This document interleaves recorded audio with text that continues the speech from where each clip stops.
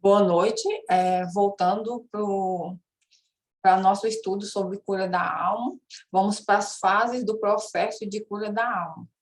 A primeira fase é entrevista, a segunda fase, processos que desencadearam os traumas, a terceira fase, consequência dos traumas, e a quarta fase, processo de cura das feridas. Vamos para a primeira fase, né, que é entrevista. Essa primeira fase, ela tem por fim conhecer a pessoa preliminarmente e a respeito de alguns aspectos gerais da vida dela, inicialmente, né? Então, vou falar sobre 3 aspectos importantes da entrevista.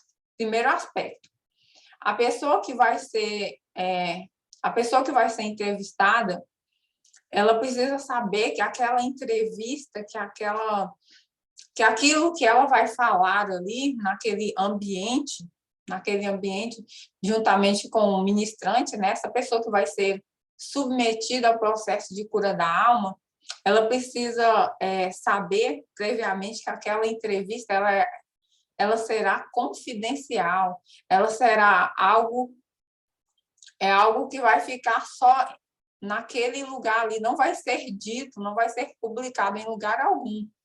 É algo ali, é um segredo mesmo. É um segredo a todas aquelas pessoas que estão ali, elas estão comprometidas a não divulgar aquela questão relativa à vida e à intimidade da pessoa, né? Então, um segundo aspecto da entrevista, né?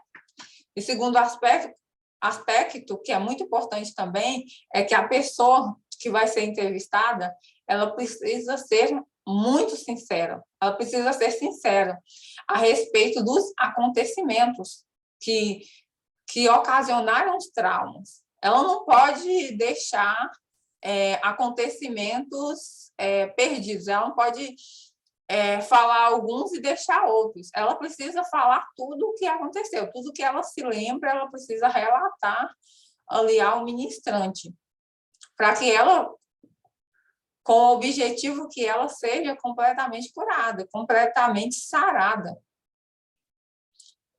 Um terceiro aspecto, que a pessoa, ainda sobre o segundo aspecto,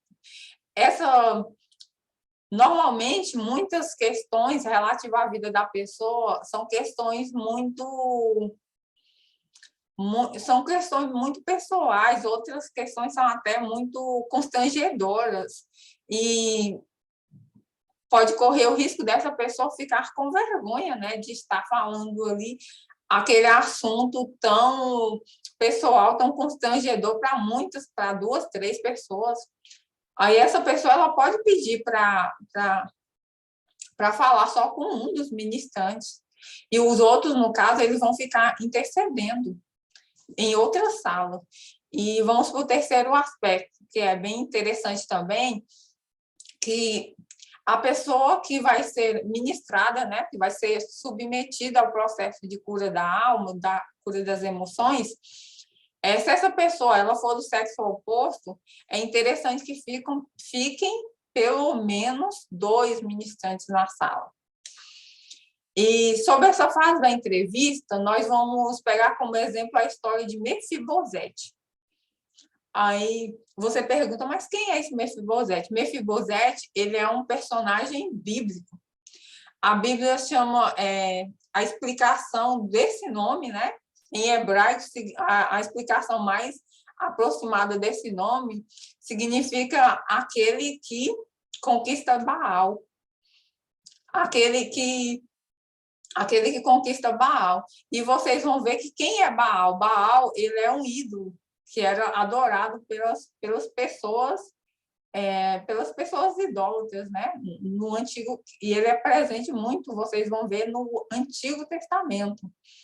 Então, o Mefibosete, ele nasceu com essa função de quê? De vencer ídolos, vencer toda a idolatria.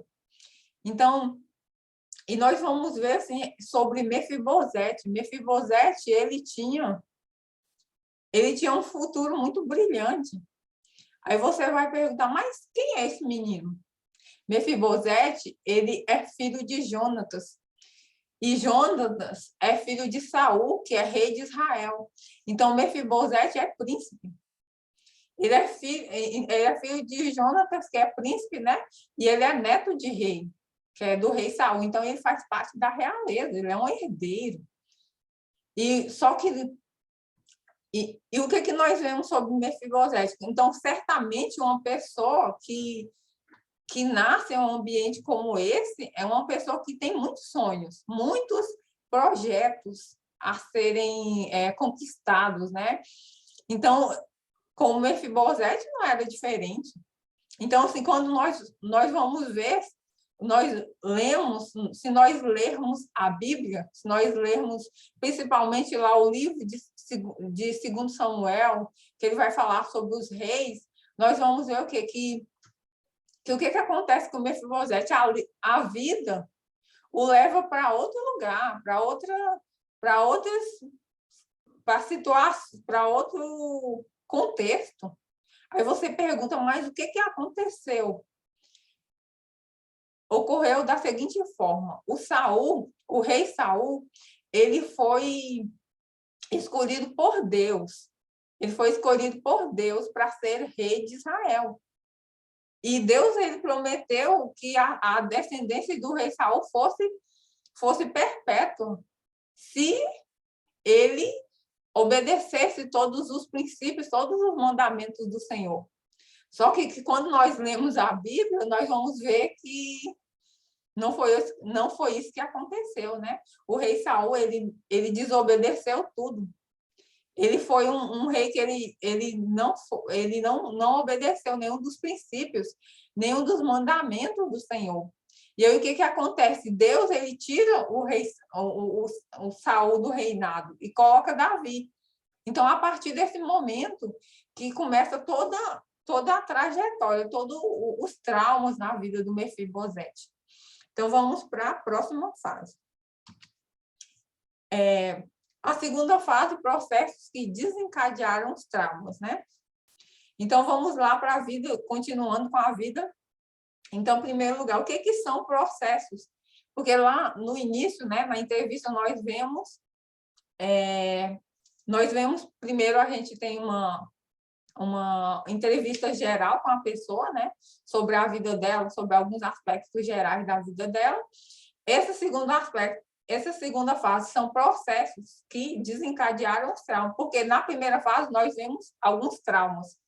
Essa segunda fase, nós vamos ver quais foram os processos que desencadearam os traumas na vida desse rapaz, desse Mefibosete. Então, vamos para cá. Aqui fala da seguinte forma: Mefibosete enfrenta as marcas de uma dura realidade. Aí você pergunta, mas o que aconteceu?